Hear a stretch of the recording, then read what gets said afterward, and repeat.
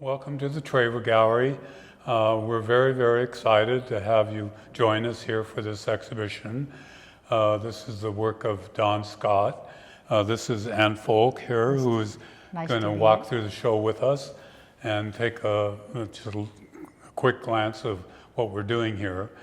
I'm so honored that we're able to do this. This work was put away and in storage for about 40 years. Don was my instructor at Cornish and was instrumental in getting me to open my eyes and see the world a little differently, which he did himself. So he was a great art history teacher. He was the one who encouraged me to go on and open the gallery in Belltown in 1977. So this feels like a full circle of things that have come back around again. So I'm really honored to be able to do this. So, and with that, I'll let Anne introduce herself. Well, I'm Anne Focke, and I got to know Don shortly after I got out of college, which was the University of Washington. And I remember seeing a sign that said the Scott Galleries, and I went back to track it down, and it had already gone. But I got to know the person and the art, and I have to say, Don is. I mean, he has inspired so many young people. I mean, as young people then. I mean, I think it really made an impact on my thinking about art and reinforced some things and helped change my mind in a lot of other ways. I know it certainly did me. I know he really opened my eyes to how to see, and it was his whole philosophy was the yin-yang, and there's this and then there's this, and they can both be black and white and green and red. Right. And Right, so yeah. it was always playing these mind games. So, which is the title of the show, Don Scott and Mind Games. Right. He was born in what was the year? 32.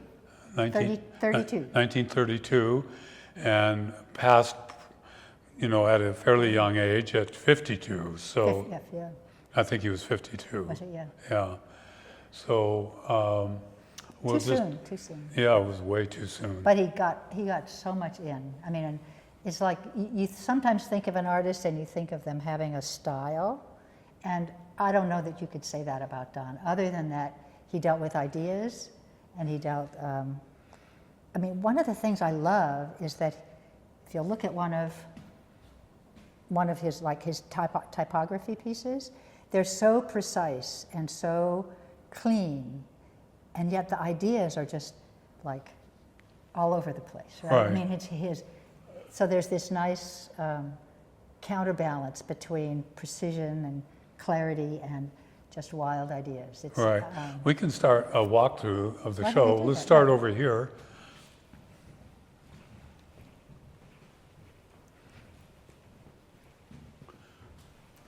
Oh, yeah. These are some of the typography pieces I was mentioning. So these are multiples. These were done in editions of 10. This asterisk series here is sold as one piece, and it's a 3-part asterisk. He did the neon as well that went with it.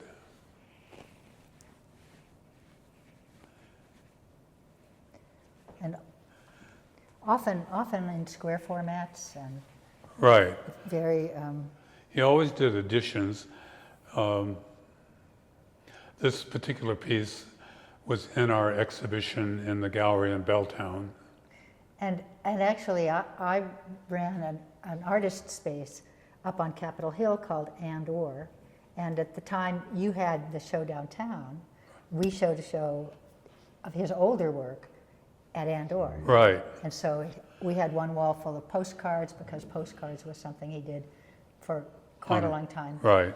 Postcards sent to his mom, but it was, there was really early in the whole postcard, artists making postcards. Right. Well, he was a real early conceptualist. Well, I mean, I think he was probably one of the very early conceptualists. Certainly around here. Right, around here. Right. Yeah, no. Yeah. Working with ideas and. Right. So. And then here's the next piece. This is a 16-part and you can see he's playing with opposites, red and green, complementary colors.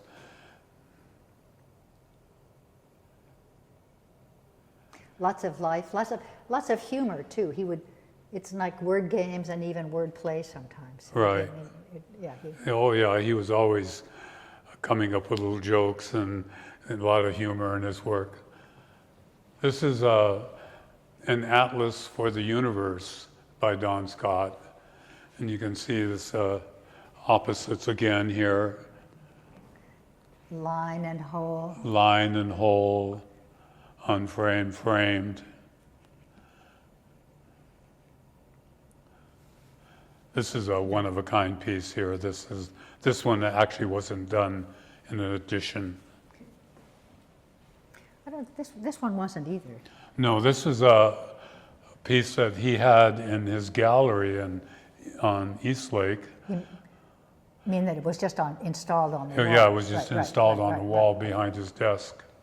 And it's the zodiac, isn't that Yeah, right? it's signs of the zodiac, the 12 months of the year. And then what he did is he just randomly threw these dots on the paper and let them fall where they may. And Anne was pointing out that, and I had never noticed it, that in each one of these frames, there's the red, there's the green, which are the opposite, there's the white and the black, which are opposites, and then there's a yellow, a single yellow, and a single blue in each one, which were opposites too. So. And I think he did one of these at 1 year, didn't he? Like on the beginning of the zodiac sign. Right. And then the next year, and that's why it's signs of the zodiac, because they were randomly thrown, each one in a different zodiac sign. Exactly. Right, I think. Exactly. So. Just show us. In addition to going around seeing all the works in this exhibition, we're going to feature Don Scott's gallery that he had on East Lake. He had the gallery for about 2 years, and he did a number of very significant shows in his gallery at the time. We have examples of all the posters that he produced. This was in the 60s. This would have been 1962. Yeah, and he not only had the exhibitions of quite well-known Northwest artists, but he also had performances and concerts and events, and partnered with a guy named He Bill was big Grafmeyer. on happenings. Happenings and events. Yeah. Was at that period of time when hippie era with happenings occurring. And you were involved in a number of events that took place at the Seattle Center. Seattle Center, yeah, and invited Don to come in. For a while he was, and we can show you something later on, he was involved with Buckminster Fuller and Buckminster Fuller's World Games ideas and Dymaxion Globe and all sorts of things. But I ended up, Don and I and 3 other friends, Bert Garner, Ken Liebeck, and Bob Teeple, traveled to the Midwest and went to the Aspen Design Conference and up to Carbondale, Illinois for the World Games Workshop. And that was my introduction to Buckminster Fuller, and that sort of stayed with me too. And this piece was one I got from Don. And it's a kind of nice principle of, I think they call it a tensile integrity structure. Mm-hmm. So that piece has been sitting around for the past 45 years or 50 years. Yeah. And then you should talk about this one, Bill. Yeah, because Don was my teacher at Cornish, art history class. One of the things we did was every day we'd come into the school at Cornish. Each day of the class, we produced one of these pages. And for example, I can just take you through this one page. It says, "But is it art, Andy Warhol? Imagination is more important than knowledge, Albert Einstein. A man who hates kids and dogs can't be all bad, W.C. Fields." And then yin yang. And that went on for days and days and days. The red and green again. Each day there was a different point of awareness Valentine's Day, up till the point where Don quits Cornish because of an issue with an ecology sign that he had placed in the theater on the campus, and they wanted him to take it down, and he didn't want to take it down, so he had a philosophical sort of difference with the director of the school at the time, so he quit, and then we students came up with the money to re-enroll him in the school at Cornish, because it was an allied art school, it was an unaccredited school, but was supposed to be teaching art. We got him to come back and finish teaching that class in the school.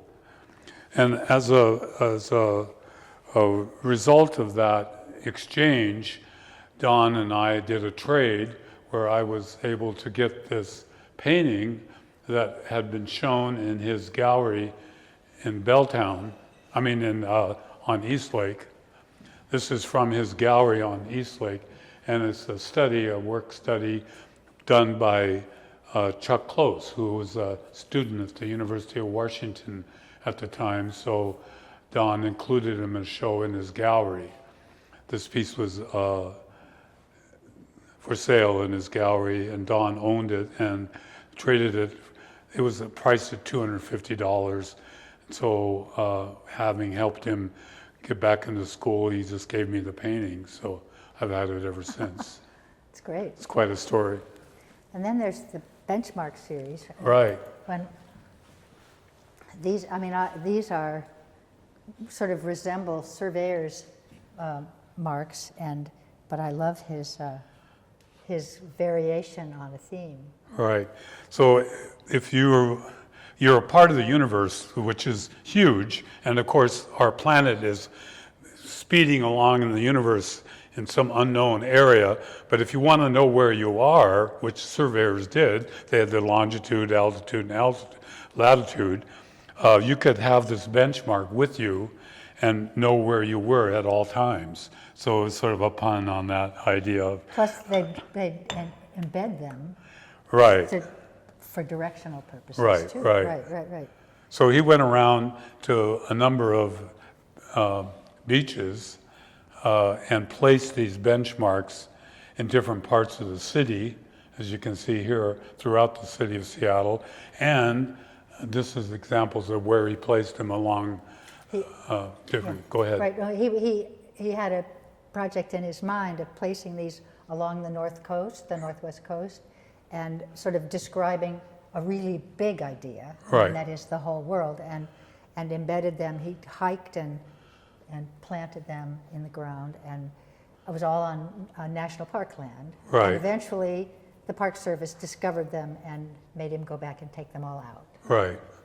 But he documented each of them, and so these are documents of them. And then I think the benchmark itself is still intact. We have all of those You have all of benchmarks, those, yeah, recovered. Great. Yeah. That's great. And then in addition to that, he did this one, which I think this was an edition of 10. And there's a sculpture here in Seattle by Michael Heiser. Oh, right. And it's called Adjacent, Against, and Upon, which still exists along the waterfront. And Don brought his benchmarks and put adjacent, against, and upon. So this is that kind of really spells out the way he was thinking and his humor and the way he thought. Right, so right. It was very innovative that way. And these are examples of the different benchmarks. He did two series. He did one series of benchmarks called Here and Now, and those he sold. And then he did another series of, from 1972 until 1979, he did these benchmarks editions that he sold as well. I always look, apparently there are still a few around Seattle, and I keep looking for them. There are still some in Seattle. So I'd like to find one. Yeah, be a project to go around. And then sort of related to that interest in the world and the whole of it and how to understand it, he developed an idea for the Sister Cities project. Right. Where he wanted to I mean, he would talk about right through the earth. He'd have a line. He'd imagine a line between Seattle and that in Tashkent or Kobe or one of the sister cities, and he wanted to place a stone at each end of that axis. Right. So, and I think they ended up with like 26 different cities that they won. but they wanted to. They wanted to, but they didn't end up doing it. Because- There was a document done. We have a copy of it here. This is the Seattle. This is the Seattle Geocentric Sister Cities Analog. And I just happened to open it up when I was here today and found this one quote. The final bit of metaphysical energy necessary for the total conceptioning of this work occurred on Saturday, September 15th, 1984. In the afternoon. So that was the final conceptioning of the Sister Cities project. Right. And it never happened except... He passed away in 85. In 85, so... But a good friend of his, Pennie Pickering, helped make sure that 2 of those cities actually have a monument. Right. They have a stone or marker. And what are the cities, do you remember? Kobe Kobe and one other Tashkent. city. Tashkent, Yeah. I think that's the other one. Yeah.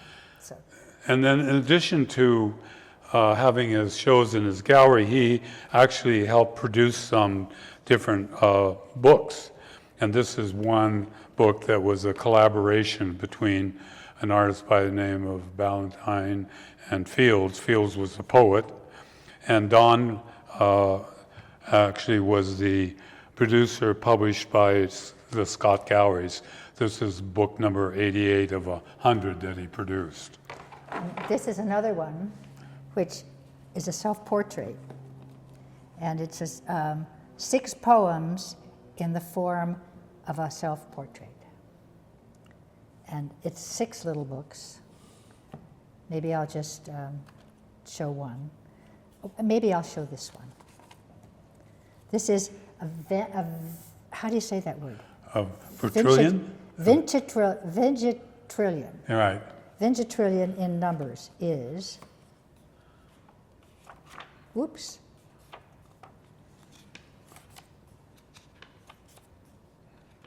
I don't think we want to go all the way through it because there's a lot of zeros, but there it is. And there it is taking place.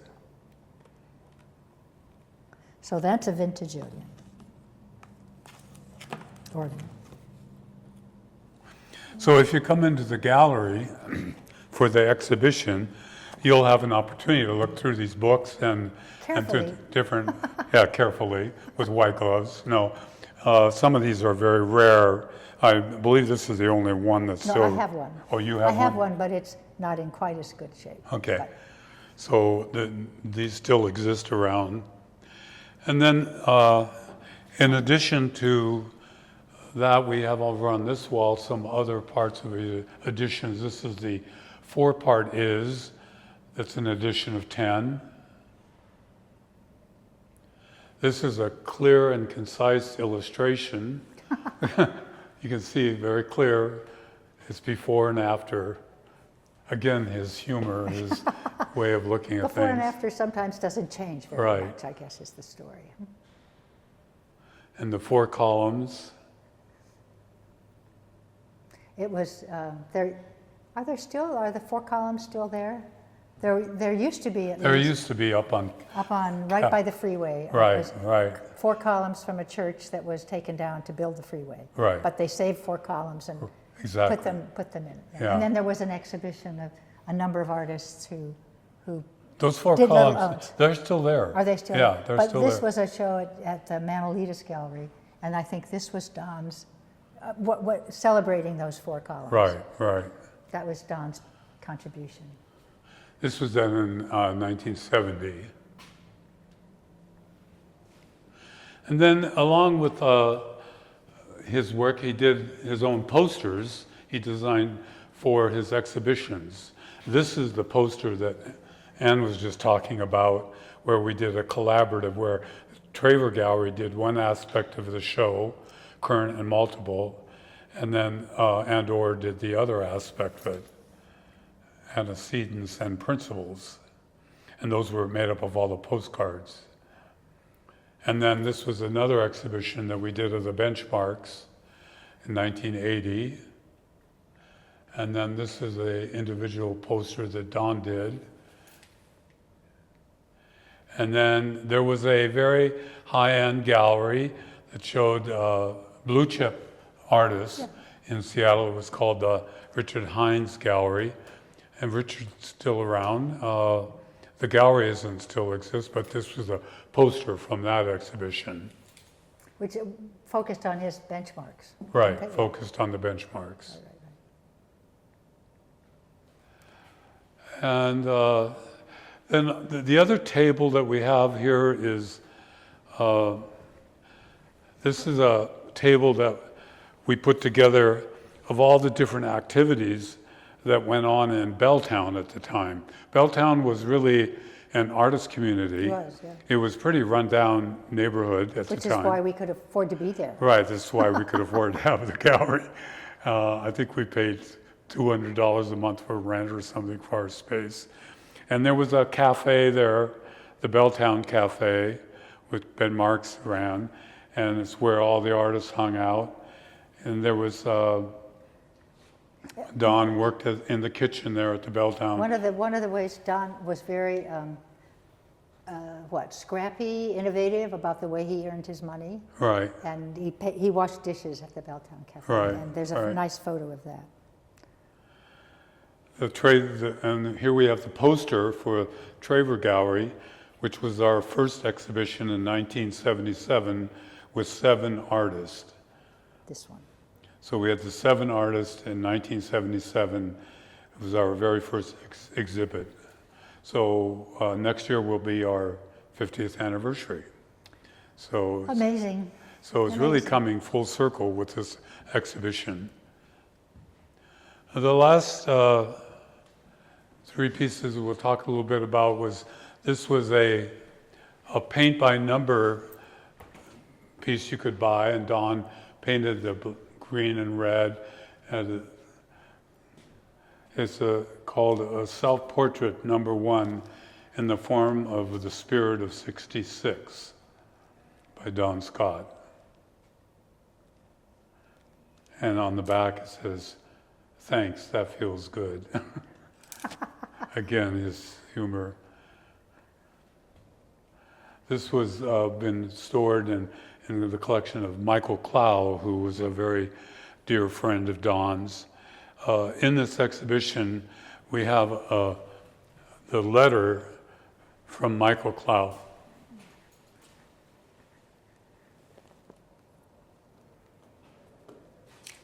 It's a really very beautiful letter written by Michael Clow, dear friends of our friend Don, on his passing, and talks a lot about Don and his spirit.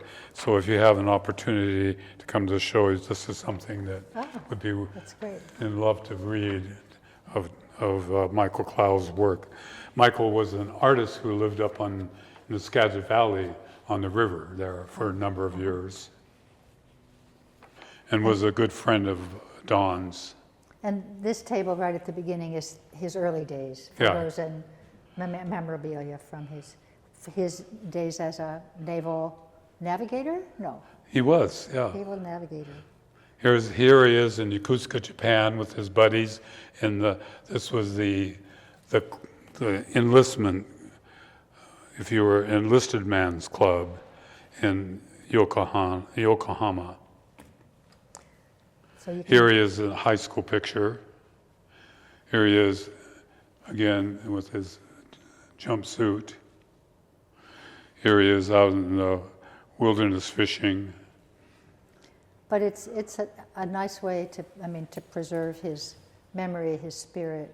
Right, It's exciting for those of us that knew him to see it now. right. And So I hope you'll have an opportunity to, actually I want to show you one more piece before we close here. It's this piece here, and you can see the word fuck, but you can't see the word hope. There was a fuck hope poster that he did, a print that he did, and the hope has faded away. So the hope is gone. Well, it's not quite gone. It's not quite Not gone. quite gone. But you never know it was pink. Right. So I hope you enjoyed this little walkthrough of the show, and we'll have an opportunity to come and see the show. I want to thank Anne here for her help with this and her participant, her love of Dawn and all the things they did together. So, and I feel very pleased. It's up until the end of the month, and so you have time to come and see it. Yeah, Come thank join us. you.